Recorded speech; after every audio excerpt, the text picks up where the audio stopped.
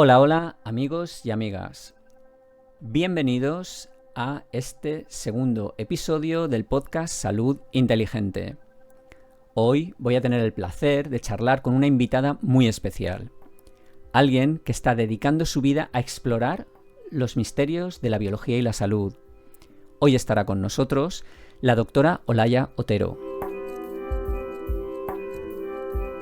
La doctora Olaya Otero es una mente entusiasta en el campo de la biología. Con un doctorado por la Universidad de Vigo, la doctora Otero ha dedicado años de estudio y dedicación para comprender algunos de los secretos que esconde nuestro cuerpo. Además, es una apasionada con 2 másters, uno en innovación en seguridad y tecnología alimentarias y otro en metodología y aplicaciones en ciencias de la vida, que respaldan su experiencia en este campo, por lo que puedo afirmar que ha trabajado duro para conocer si lo que ponemos en nuestros platos es seguro y saludable. La doctora Otero no se conforma con mantener sus conocimientos para sí misma, y así ha colaborado en la publicación de numerosos artículos científicos que han aportado mucho conocimiento en los avances en la microbiota y la salud. Pero lo que hace que la invitada de hoy sea aún más especial es su dedicación a compartir sus conocimientos. Y así ha concedido gran cantidad de entrevistas y está intentando llevar su pasión por los probióticos y la salud a un público más amplio.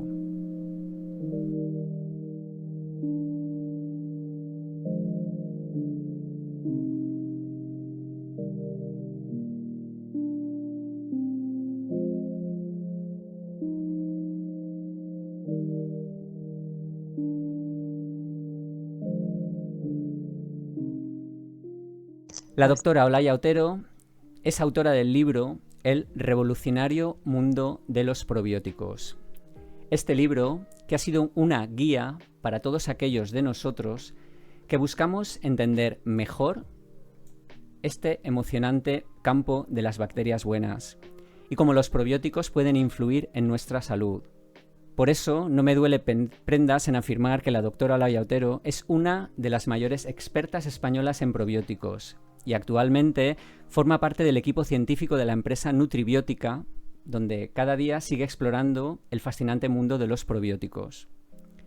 Así que preparaos para un episodio lleno de conocimiento y pasión. La doctora Olaya Otero está aquí para hablarnos de este apasionante mundo de la microbiota y los probióticos. Buenas tardes, doctora Olaya Otero.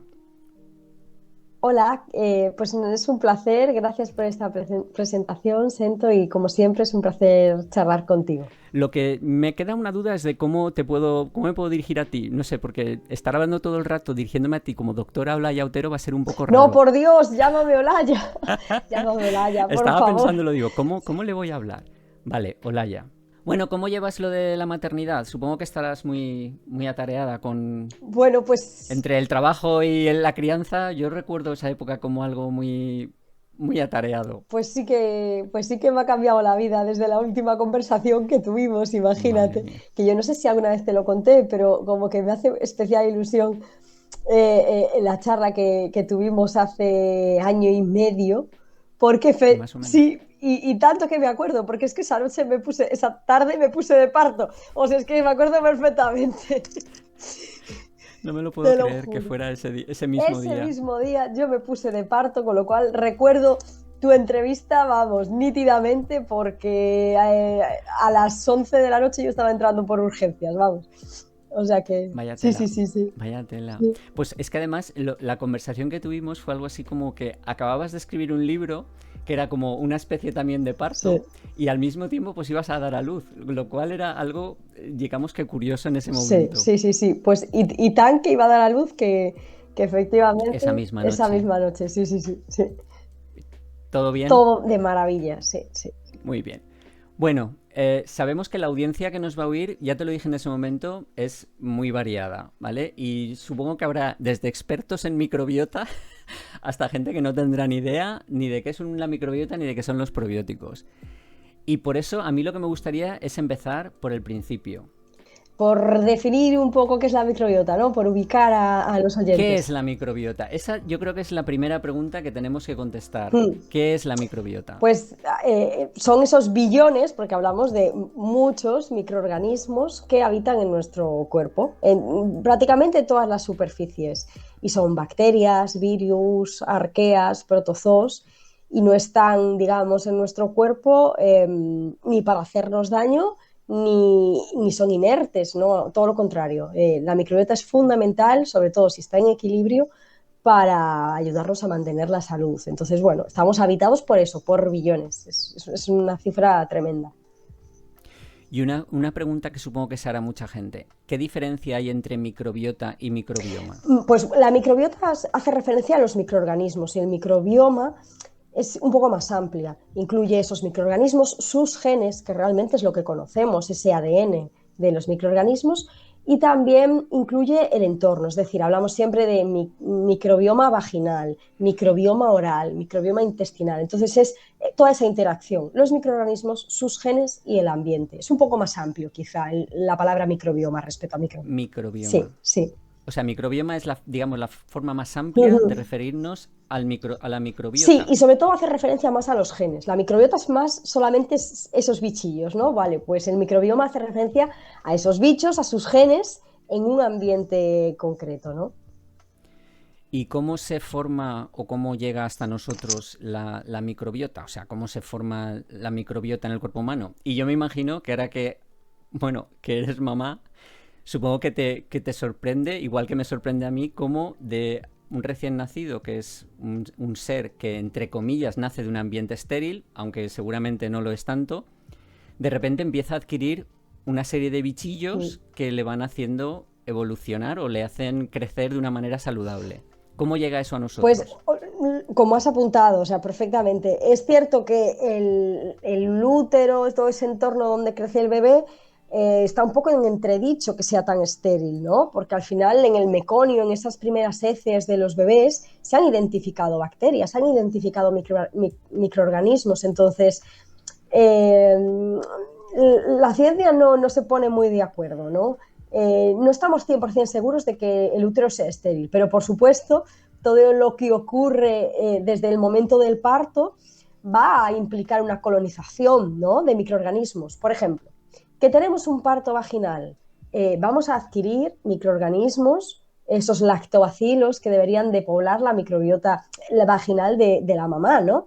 Sin embargo, si nacemos por una cesárea, si se hace esa intervención, los bebés tienen más microorganismos propios de la piel, del ambiente. Entonces, esa configuración de esos dos bebés ya va a ser diferente en función del modo en el que nazcan.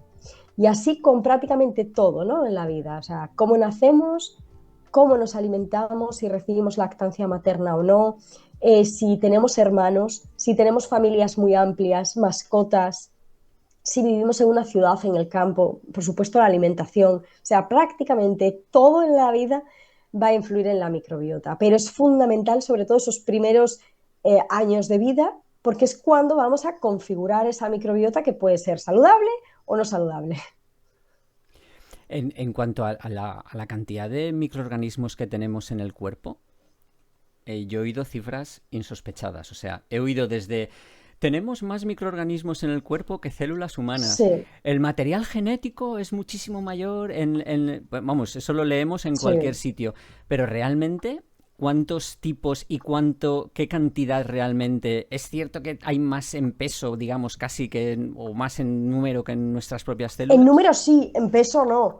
Y yo, Ya sería claro, y demasiado. yo creo que lo que nos queda por conocer, porque nuestra microbiota también la forman los virus, que son los grandes desconocidos. Pero efectivamente, antes se hablaba mucho de que por cada célula humana había 10 microbianas. Bueno, hoy ya la proporción, pues esas cifras se han cambiado un poco, pero estamos casi 50-50%, un poquito más de microbios que células humanas. En peso son mucho menos, pero a nivel de genes, si pensamos, el ser humano tiene unos 22.000 genes, que además son muy difíciles de modificar. Pensemos, bueno, hay ciertos mecanismos por lo que podemos modular la expresión de genes, ¿no?, a lo largo de la vida. Pero realmente nosotros nacemos con una carga genética heredada de nuestro padre y nuestra madre y chimpum, más o menos. Vale, pero tenemos 150 veces más genes microbianos que humanos. Y estos ya son relativamente más sencillos de modular y de cambiar. Entonces, realmente ahí tenemos también una oportunidad, una ventana de oportunidad tremenda para influir en muchos procesos, porque la microbiota lleva a cabo esa cantidad de genes tremenda que aporta nuestra microbiota, lleva a cabo muchos procesos importantes en nuestra salud. Entonces, tenemos muchos genes que son humanos, que son más difíciles de modificar, y luego tenemos esa cantidad de genes microbianos que ya son más ya es un poco más sencillo modificar esa cantidad de genes microbianos. Esa es la cosa, casi es más fácil, digamos, intervenir en la genética o en los genes de la microbiota que intervenir en nuestra propia genética. Total, sí. Bueno, a ver, siendo mucho más diversa, sí, digamos, la genética de los microbios. Claro. Pero es que pensemos, simplemente la alimentación, dependiendo del patrón de alimentación que sigamos, vamos a cambiar nuestra microbiota. Si nosotros comemos una dieta muy alta en proteínas, va a favorecerse el crecimiento de unos microorganismos en nuestra microbiota, pero si comemos una dieta pues con más carbohidratos que pueden ser fermentados por esta microbiota sacarolítica que le llaman, ¿no? Que emplea estos carbohidratos, aumentarán estas otras especies. Entonces, en función de cómo nos alimentemos o si cambiamos de repente el tipo de alimentación que seguimos, va a haber un cambio tremendo en todos estos genes, ¿no? Microbianos que tenemos en nuestro organismo. Entonces, en nuestra mano está también muchas veces qué microbiota tenemos. ¿Y eso se evalúa? Me refiero. ¿Y la microbiota en qué puede influir, digamos, más en nosotros? ¿En el sistema inmunológico? ¿En la digestión? ¿En cómo absorbemos los nutrientes? ¿En todo a la vez? ¿Y todo es muy importante? ¿O realmente hay algo que sea más importante que lo otro? Pues en todo eso que nombras, también en que esa barrera intestinal esté realizando esa función de barrera. La modulación del sistema inmunitario, por supuesto, es fundamental. La obtención de energía, o sea, si obtenemos esos ácidos grasos de cadena corta, ¿no? Por ejemplo, con la fermentación de los carbohidratos, ¿no? Esos ácidos grasos de cadena corta no se quedan solo en el intestino y sirven de energía a nuestras células intestinales, sino que van más allá. Podemos influir incluso a nivel hepático, en otros órganos distales. Incluso modificando nuestra microbiota podemos modificar o podemos afectar al funcionamiento del cerebro. No existe un eje intestino-cerebro. Hay incluso descrito un eje intestino-piel. Bueno, esto es infinito, ¿no? Es muy larga esta lista de acciones que puede llevar a cabo la microbiota, por supuesto en la salud intestinal, como apuntabas, pero más allá también. Y además de la dieta o de la alimentación, que es lo que has dicho antes que influía mucho en la microbiota, ¿hay alguna otra cosa que también tenga influencia? Hombre, me imagino que en distintas partes del cuerpo puede influir cosas diferentes, pero a nivel general, es que últimamente te he leído muchos posts de cómo influía el deporte, sobre todo. Te he oído dos de carrera, digamos, de maratonianos y de gente que hacía decathlon, cómo les modificaba eso su microbiota intestinal, o sea, cómo les cambiaba las bacterias que tenían porque predominaban unas o predominaban otras según las necesidades de la persona que hacía el ejercicio, y esto me ha sorprendido. Es que el ejercicio, o sea, el ejercicio es fundamental. Yo, cuando hablo así de esos moduladores de la microbiota, es la dieta, por supuesto.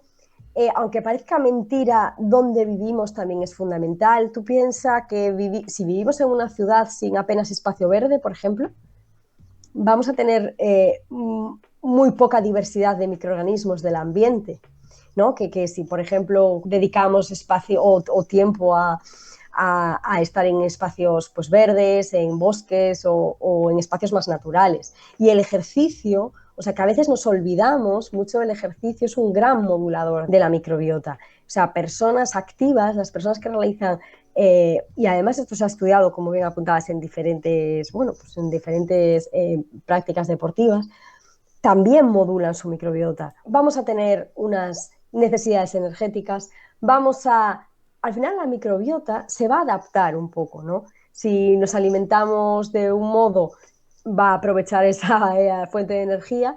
Está muy interconectado todo es muy complejo y también es muy difícil de estudiar, pero la actividad física también es uno de los factores fundamentales en la modulación de la microbiota, por supuesto. ¿Y se sabe si puede influir también incluso en el peso corporal? Sí, de hecho están descritos, o sea, perfiles, porque al final es muy difícil decir, esta es una microbiota saludable o esta es una microbiota no saludable. Porque cada persona tiene prácticamente una microbiota única, pero siempre hay como esos perfiles, ¿no? Cosas comunes. Y sí es cierto que se describen perfiles obesogénicos, ¿no? Esas personas, por ejemplo, con sobrepeso, con obesidad, tienen, por ejemplo, poca Akkermansia mucinifer. Hablábamos de este microorganismo que se alimenta del moco, ¿no? Y tienen, bueno, pues sobre todo tienen exceso de especies que son quizá más proinflamatorias, generan un ambiente más inflamatorio, ¿no? A nivel intestinal. Y por supuesto, dependiendo de la microbiota que tengamos, sí puede que obtengamos más energía de los alimentos, de los nutrientes, que otra persona. Esto incluso se ha visto en ratones. Cogen microbiotas de personas obesas, se la meten a ratones que les quitan la microbiota con antibióticos y estos ratones empiezan a tener ganancia de peso siguiendo la misma dieta, ¿no?, que otros ratones control. Entonces, eso está bastante descrito. Hay un tipo de microbiota que favorece la ganancia de peso, ¿no? Esa microbiota obesogénica. También te oí hace poco que el exceso de ejercicio podía influir en la microbiota. Lo que no me quedó claro es si influía negativa o Claro, positivamente. eso que nadie se lo tome de excusa. El ejercicio siempre es bueno. ¿Qué pasa? Que en deportistas de muy alto rendimiento, igual que ponen el cuerpo al límite, porque es eso, o sea, al final es un estrés. Es un estrés tremendo para el cuerpo, estrés físico, estrés mental, ¿vale? Pues esos entrenamientos tan extenuantes provocan muchas veces lo que se llama el síndrome de sobreentrenamiento. Hay un desequilibrio de la microbiota, un exceso de permeabilidad intestinal, también se afecta el sistema inmunitario. De hecho, en estos momentos, que no suelen ser toda la temporada, pero a lo mejor hay épocas donde sí que se hace, bueno, pues entrenamientos que son un poco más extenuantes, se sabe que los deportistas tienen más riesgo de infecciones gastrointestinales, respiratorias, porque al final están llevando el cuerpo al límite y la respuesta del sistema inmunitario también se ve afectada. Entonces, es un poco, todo está muy relacionado.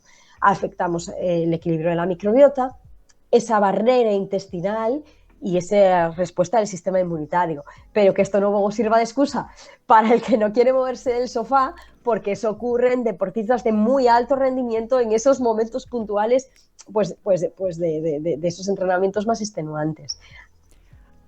Has utilizado un término que a mí me resulta muy familiar, que es la permeabilidad intestinal, pero estoy seguro que todavía existe gente que desconoce qué es la permeabilidad intestinal y en muchas ocasiones el por qué se produce esa permeabilidad intestinal, que en mi opinión tantos problemas puede llegar a causar. Claro. Explica un poquitín ahí, bueno, por encima, pero así, sí. sucintamente, ¿qué es la permeabilidad O sea, intestinal? realmente nuestro intestino, si lo pensamos, es una tremenda superficie de contacto con el exterior, porque por el intestino pasa pues, alimentos que nos comemos, que ahora mismo están todos muy higienizados, pero no lo estaban tanto anteayer. O sea que ese intestino tiene que estar protegido. Y es una monocapa de células, pensemos, solo es una capita de células que están muy unidas entre sí, ¿vale? Y después está pues un sistema inmunitario que está alerta, etcétera. Vale. Entonces, existe una permeabilidad que tiene que ser controlada. Esa barrera intestinal solo debe permitir el paso de iones, otros nutrientes, agua. ¿Qué pasa cuando no solo deja pasar de forma controlada esos nutrientes, sino que hay un exceso de permeabilidad y hay un paso descontrolado del contenido del intestino? Bueno, pues que hay problemas. Hay una inflamación que no es una hinchazón, no vamos a notarnos hinchados, sino es una inflamación de bajo grado.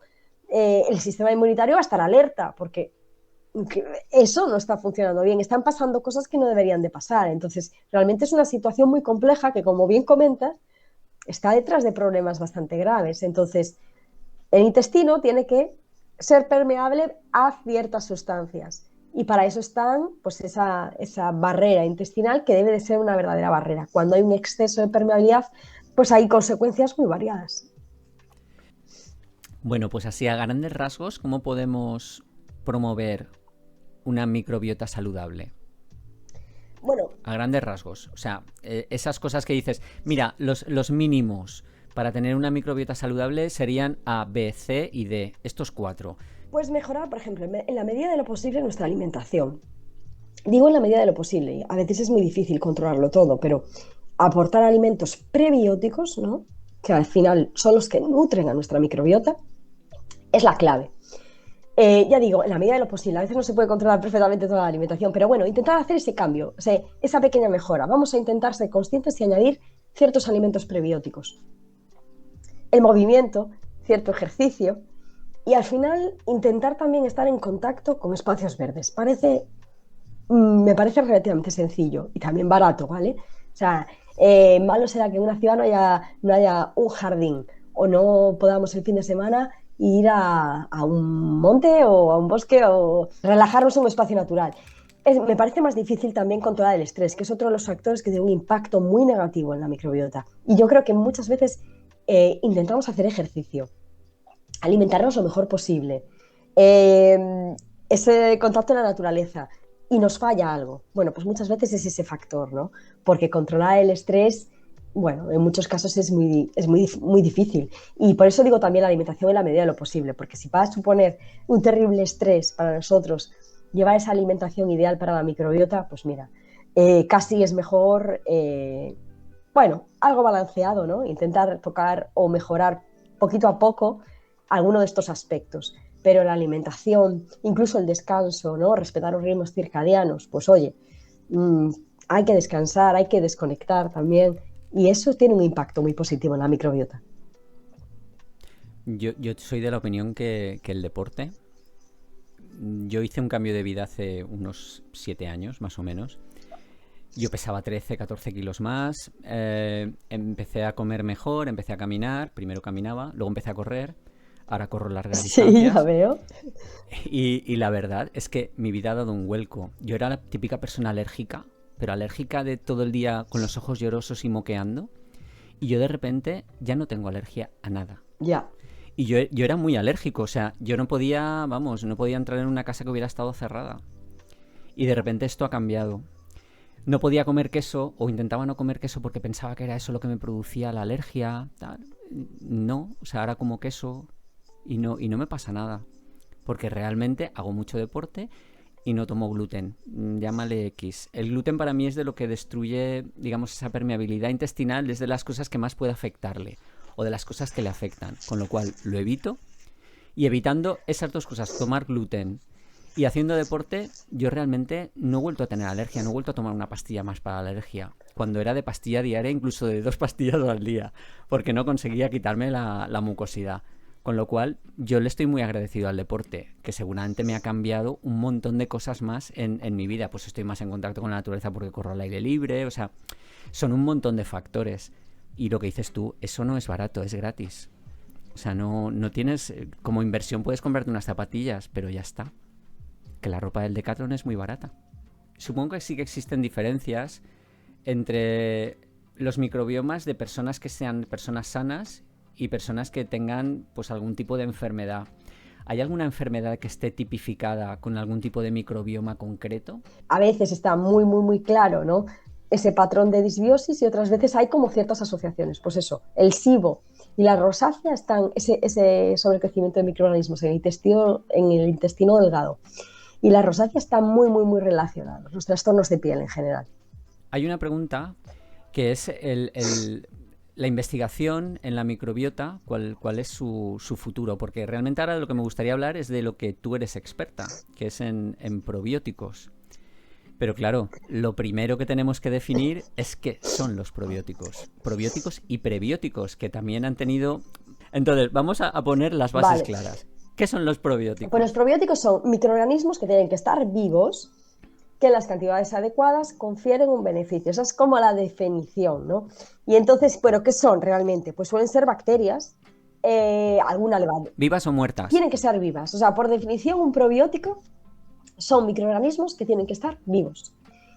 La mayor parte son bacterias, también hay alguna levadura, y tienen que conferir un beneficio. Es que, de hecho, es interesante que sean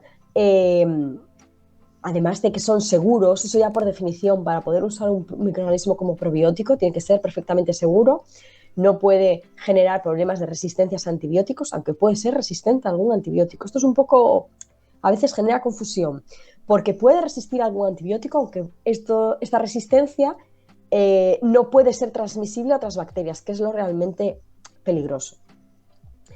Son perfectamente seguros, eso ya por definición, pero además tienen que estar vivos y hacer algo, tener una acción beneficiosa. O sea, si no se ha demostrado ninguna acción beneficiosa, tampoco podríamos hablar de probióticos, ¿no? Y en una cantidad adecuada, mínima, ¿no? Entonces, eso sería un poco la definición de probióticos. Microorganismos que tienen que estar vivos. Normalmente son bacterias, de lactobacilos, bifidobacterias.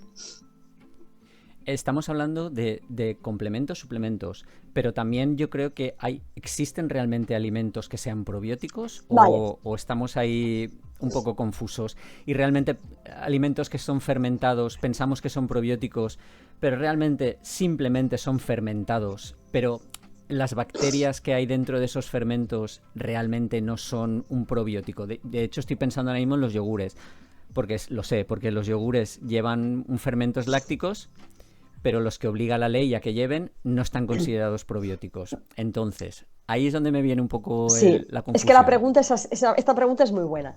Pues sí puede haber algunos alimentos que se puedan denominar probióticos. Tienen que tener microorganismos vivos en unas cantidades adecuadas y esos microorganismos tener un efecto demostrado. Muchas veces por ejemplo, hay yogures que llevan la palabra probiótico o fermentados lácteos que llevan la palabra probiótico. Es porque alguna de esas cepas ha demostrado algún efecto en la salud. Otra cosa que yo me pregunto es si esos microorganismos llegan vivos allí donde tienen que hacer efecto. Porque efectivamente los fermentados son muy saludables. O sea, ojalá comiésemos fermentados de forma habitual como hacíamos seguramente nuestros antepasados. Porque no solo porque nos aportan diversidad de microorganismos, sino porque nos aportan sustancias del metabolismo microbiano que son súper saludables. Y a nivel de los lácteos, suelen sentar muchísimo mejor un fermentado que la leche, porque producto de esa fermentación se digiere la lactosa y se producen sustancias que son beneficiosas. Entonces, los fermentados son beneficiosos. ¿Se pueden denominar probióticos? Sí se pueden denominar algunos yogures probióticos, pero mi pregunta es, claro, cuando son probióticos, que son suplementos, llevan una serie de microencapsulaciones, esas cepas no están desnudas, para que lleguen vivos donde tienen que hacer efecto. Cuando están en un yogur, en esa matriz, ¿cómo llegan la barrera gástrica, si realmente es una barrera, si funciona bien, limita el paso de muchas bacterias, de muchos microorganismos, más allá del estómago? Entonces, bueno, ¿se pueden denominar legalmente? ¿Muchos se pueden denominar probióticos? Sí, porque son microorganismos vivos en unas cantidades adecuadas y además se han estudiado que favorece la salud digestiva o la digestibilidad de la lactosa. Vale, pero mi pregunta es, ¿son tan efectivos como los suplementos? Bueno, yo creo que mucha gente piensa, bueno, me voy a comprar el yogur, el kefir de supermercado o el chucrut de supermercado y ya está. Fijémonos que muchos están pasteurizados, sí, con lo cual no van a tener microorganismos. Entonces, bueno, si tenemos la capacidad de hacerlos en casa, pues mucho mejor, porque a eso sí que tendrán verdaderos microorganismos. ¿Cuáles son las enfermedades que puedes mejorar con el uso de probióticos? Bueno, así 2 o 3 o 4. Por supuesto, estreñimiento. Depende cuál sea la causa del estreñimiento, pero puede ser muy útil un probiótico en estreñimiento. Diría que es fundamental en infecciones del tracto genitourinario. Yo he padecido mucha cistitis y hasta que yo, después de mi antibiótico, ya hace años que no padezco cistitis, pero vaya, que yo me di cuenta que hasta que yo no incorporé el uso de probióticos, yo no mejoré. Y es fundamental, y yo creo que eso ya prácticamente todos los profesionales de la salud ya lo tienen muy interiorizado. Vale, tienes cistitis de recurrencia, tienes candidiasis de recurrencia, vale, tomas el antibiótico, antimicótico, lo que toque, y luego vamos a aportar esos lactobacilos, porque además sí conocemos muy bien cómo tiene que ser la microbiota del tracto genitourinario. tiene que estar dominada por lactobacilos. Aquí sí que no queremos diversidad, como en la microbiota intestinal. Tiene que estar dominada por lactobacilos. Entonces, aportar pues, un probiótico a base de lactobacilos pues, propios de ese tracto genitourinario es muy útil. Al final vamos a devolver el equilibrio. ¿Recomiéndale a la gente algún probiótico, por ejemplo, para mejorar el sistema inmunitario? Que con todo lo que hemos pasado, la gente quiere tener las defensas fuertes. A ver, en general, aunque nos suene un poco al yogur de turno, ¿vale? Olvidémonos del yogur de turno. Todo lo que es Lactobacillus casei, Lactobacillus paracasei, les llamamos Lactobacillus, pero es un género nuevo que se ha creado que es Lacticasei bacillus. L. casei, L. paracasei, L. rhamnosus son como del mismo grupo y son todos muy buenos moduladores del sistema inmunitario. Entonces, el L. casei immunitas que dice el yogur, bueno, a saber lo que llega a nuestro intestino de ese yogur. Pero efectivamente los casei, por eso lo pueden poner y porque lleva algo de vitamina D, efectivamente sí modulan la respuesta del sistema inmunitario. Entonces yo creo que casei paracasei y los rhamnosus, si no tenemos ningún problema de sobrecrecimiento y SIBOs ni nada de eso, fenomenal. Nos puede ir fenomenal para modular la respuesta del sistema inmunitario. ¿Y se les puede dar a cualquier edad? ¿Para todas las edades? Sí, en principio sí. De hecho, es que hay estudios de intervención, incluso en bebés prematuros, con probióticos, lo dicho. Pues si es un bebé que está malito, siempre con autorización de su pediatra. Pero en niños, por supuesto, los probióticos pueden ser muy útiles. Bueno, sobre todo si hay que darle antibiótico a un niño, pobrecito mío, acompañarlo de un probiótico. Pero en casos de estreñimiento o posantibiótico, para recuperar esa microbiota, para modular esa respuesta del sistema inmunitario de cara al invierno, pues también se puede dar, por supuesto. Pensemos que con la lactancia materna se aportan entre 1000 y varios cientos de miles de microorganismos diariamente, dependiendo de cuánta leche toma un bebé. Entonces, sería natural que los niños estuviesen recibiendo microorganismos probióticos, en ese caso de la lactancia materna, durante la infancia.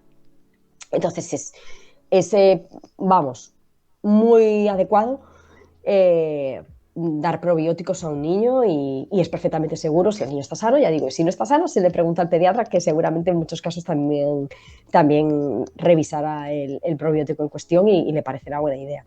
¿Y cómo se deben conservar los probióticos? O sea, tú lo has comprado, lo tienes en casa, no te lo estás tomando porque dices, no voy a hacer un descanso. ¿Tienes que conservarlo en la nevera? ¿Hay que conservarlo de alguna manera especial? Mi idea es que lo de la nevera es un poco marketing, pero... Hay algunos laboratorios que indican nevera. La verdad es que sí, que no sé por qué. Normalmente son células que están liofilizadas, como cualquier suplemento o fármaco. Lo que se indica es menos de 25 grados, que no tengan foco de calor, que no les dé el sol directamente, una temperatura ambiente. Pero pensemos, si son bacterias humanas, esas bacterias, su ambiente óptimo de crecimiento son los 37 grados de nuestra temperatura corporal. Entonces, una cosa es para el almacenamiento, la lógica nos dice que no sean ambientes con una temperatura muy elevada. Pero esas bacterias van a crecer de maravilla a 37 grados. Entonces, algunos indican nevera y desconozco por qué. Entiendo que por la tecnología que tienen serán más lábiles y, oye, mejor en nevera. Pero en general, lo habitual es menos de 25 grados, como guardaríamos cualquier suplemento o incluso los fármacos, ¿no? Que tampoco los podemos tener a temperaturas muy elevadas. Como ya nos has dicho antes, los prebióticos son el alimento. Lo que para mí esta es la forma más fácil, digamos, de cuidar la microbiota. No tienes que comprar nada, simplemente tienes que cuidar lo que comes. Efectivamente. Entonces, vamos a recomendar 5 alimentos que sean muy ricos en esa fibra, porque cualquier fibra tampoco, alimentará a unas o a otras, pero esa fibra que va a hacer que tu microbiota sea un poquito mejor. Vale, pues mira, voy a pensar en otoño, ¿no? Porque empieza la temporada. Encontramos compuestos prebióticos, por ejemplo, en las setas, los betaglucanos. Y ahora que ya en breve ya tendremos setas en los bosques, una actividad estupenda, contacto con la naturaleza y nos llevamos para casa un alimento que va a nutrir a nuestra microbiota.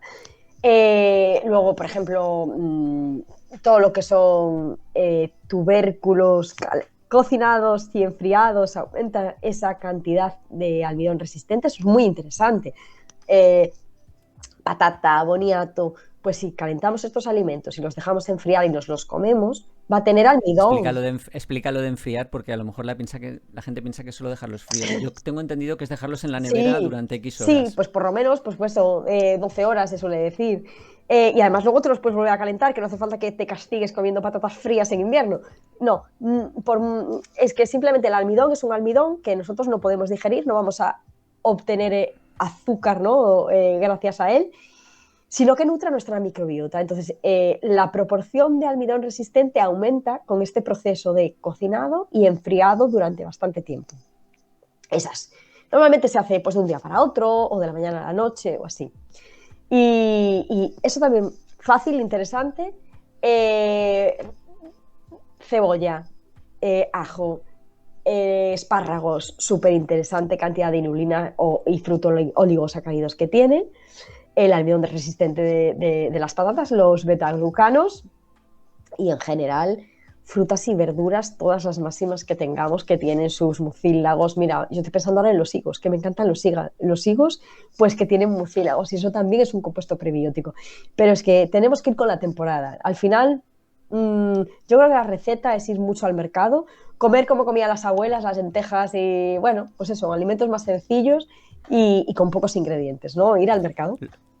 ¿Los higos te los comes con piel o sin piel? Mira, yo es que me los como de casa, pues del árbol, porque a mí un higo de otro modo no entiendo comerme un higo y me los como con piel. Vale.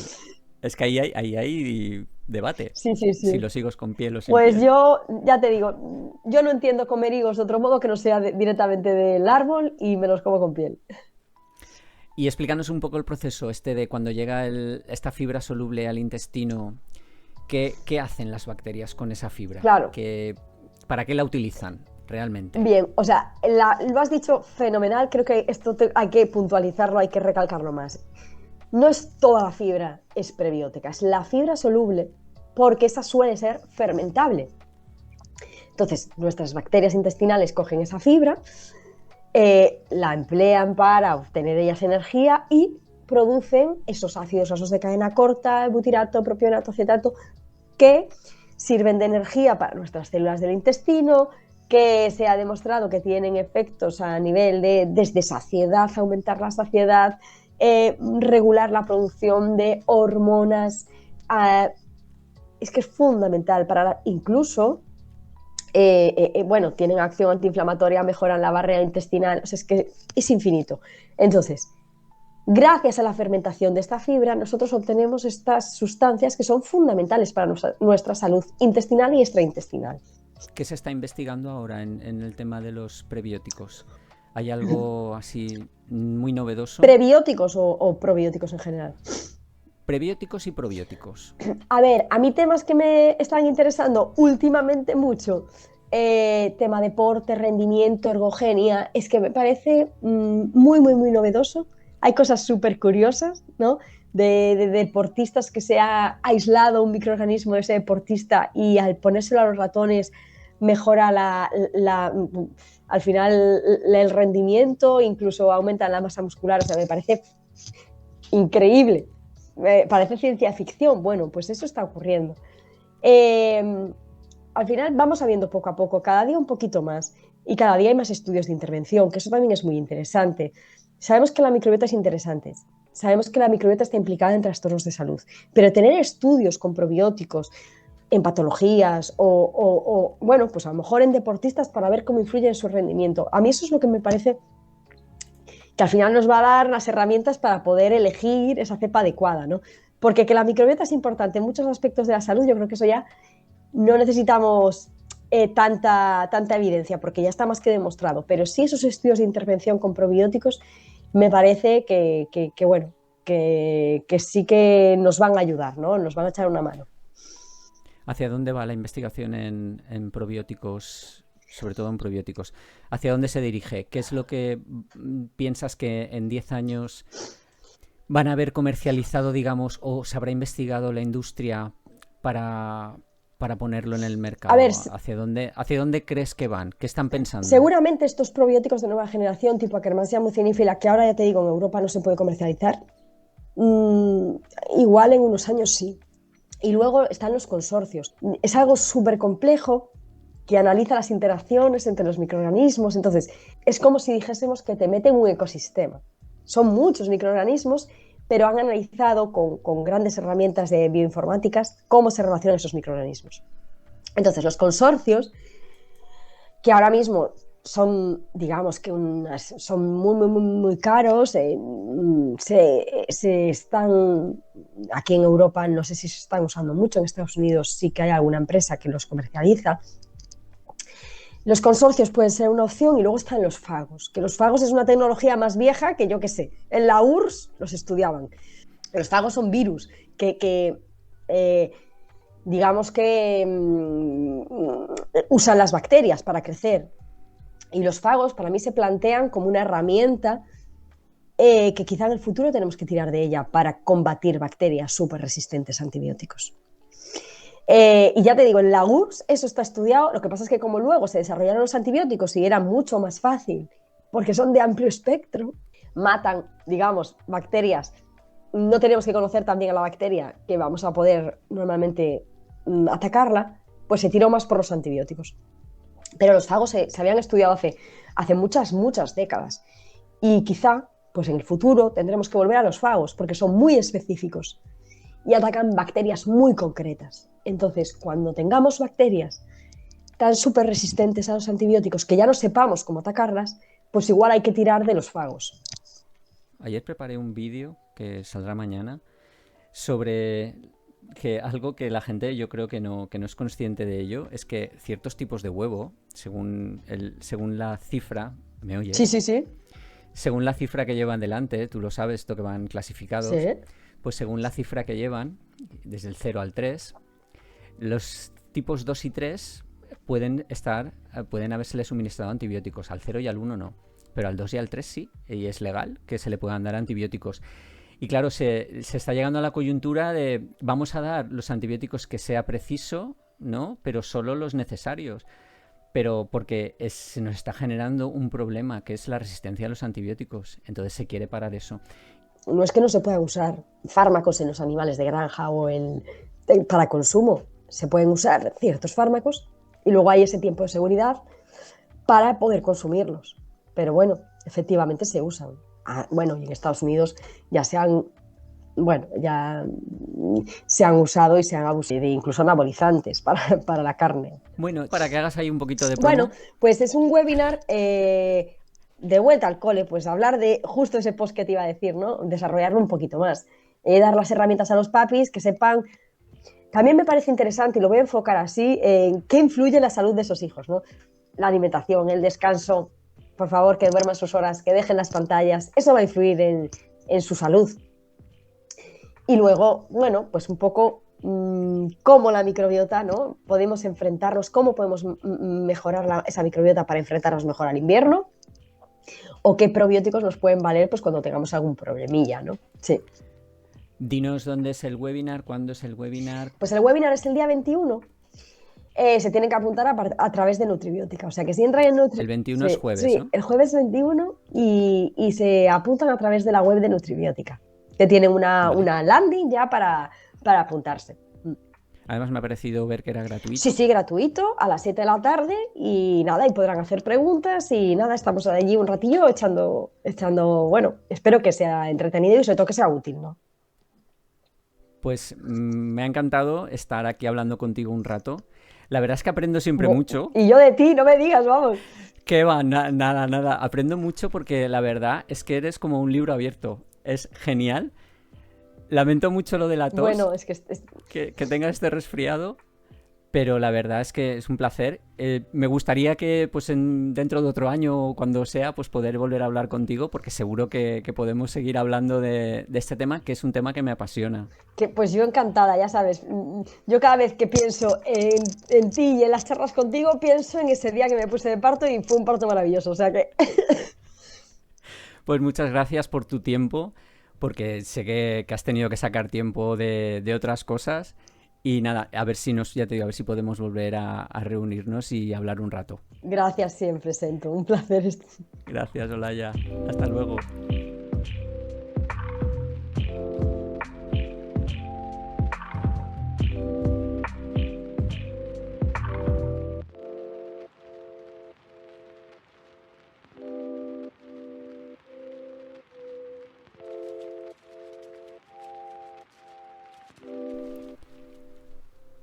Hoy nos hemos sumergido en un emocionante mundo de posibilidades científicas y médicas, los probióticos. Hemos visto cómo una sencilla cápsula de bacterias puede llegar a tener una revolución en la forma en que tratamos las enfermedades. En la actualidad, estamos experimentando una verdadera revolución en la investigación de los probióticos y su impacto en la salud humana. Estos microorganismos vivos que se encuentran en alimentos y suplementos se han convertido en una fuente de esperanza para tratar enfermedades concretas. Hemos visto que la ciencia está desentrañando cómo esos microorganismos beneficiosos pueden influir en nuestra microbiota intestinal y a su vez en nuestra salud en general. Los avances tecnológicos en la secuenciación genética nos han permitido explorar la diversidad de bacterias en nuestro intestino como nunca antes se había hecho. Como nos ha explicado nuestra invitada de hoy, los probióticos pueden desempeñar un papel crucial en la mejora de la digestión, el fortalecimiento del sistema inmunológico y la regulación de la inflamación. Además, se está investigando más en profundidad sus efectos en la salud mental y la prevención de enfermedades crónicas, como podría ser la diabetes tipo 2. Ahora bien, uno de los aspectos más emocionantes de la investigación en probióticos es su potencial para el tratamiento de enfermedades concretas. En este momento, los científicos están examinando de cerca su papel en afecciones como enfermedades gastrointestinales, ya que los probióticos han mostrado ser prometedores en el tratamiento de trastornos como el síndrome del intestino permeable y la enfermedad inflamatoria intestinal. Estas bacterias beneficiosas pueden ayudar a restaurar el equilibrio en el tracto gastrointestinal, aliviando síntomas incómodos. También puede ayudar en trastornos metabólicos, ya que la obesidad y la resistencia a la insulina son problemas de salud crecientes en todo el mundo. La investigación sugiere que ciertas cepas de probióticos podrían ayudar a regular el metabolismo y apoyar la pérdida de peso. En cuanto a la salud mental, el intestino y el cerebro se sabe que están conectados de manera sorprendente. Los estudios están explorando cómo los probióticos pueden influir en el estado de ánimo y la salud mental, con la esperanza de encontrar nuevas formas de tratar la ansiedad, la depresión y otros trastornos mentales. Y finalmente, en cuanto al sistema inmunológico, la aparición de nuevos agentes infecciosos nos recuerda la importancia de tener un sistema inmunológico fuerte. Y ahí es donde los probióticos podrían jugar un papel clave en la mejora de nuestras defensas naturales contra las infecciones. Entonces, ¿qué nos depara el futuro cercano en cuanto a probióticos y tratamientos médicos? Pues como bien nos ha dicho la doctora Otero, los investigadores están trabajando incansablemente para desarrollar terapias más eficaces y efectivas, utilizando probióticos y otras bacterias beneficiosas. La terapia con probióticos personalizados, diseñados para abordar las necesidades individuales de cada paciente, podría llegar a ser una realidad en un futuro no muy lejano.